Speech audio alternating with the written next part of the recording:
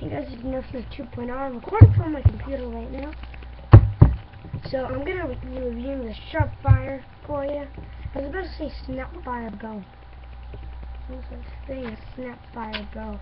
I think I'm just doing a Crossfire Bow. Oh wait, there is a Snapfire. No, wait, forget it. So Sharpfire is a very, very neat. It's pistol itself. It comes with a stock. Cannot be used in any other gun, in a barrel that cannot be used in any other gun. Let's start with the pistol. It's very nice. It has a good handle, very steady.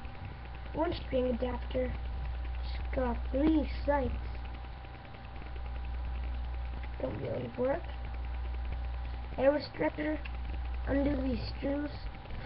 Pull it out. You can touch the air restrictor on this. If you've ever wanted to touch an air restrictor, pull this back, load ammunition in, shoot. Just keep doing that as fast as you can. Then we have the stock. Clip it onto anything. Ooh, just release some gas. Hold 6 starts. It's not very comfortable. It's okay. You can put it on the back hole of the Sharpfire, put it on, clip it,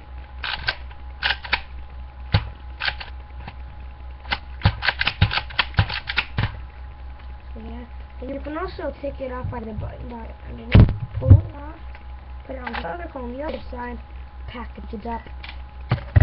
That brings us to the barrel. The barrel is very nice. It has another sight, so all the sights work together. You clip it on the front.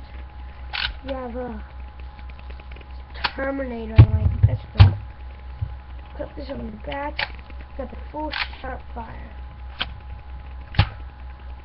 I recommend it for sniping at minimum distances.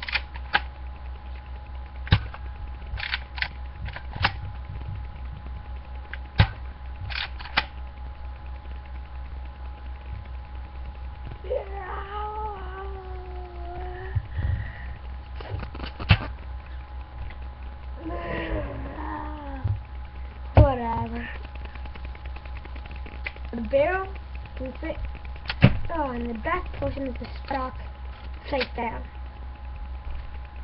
Stock can fit like this with the Sharpfire. Very neat. Then you can also carry darts around. Whatever. Whenever. And however.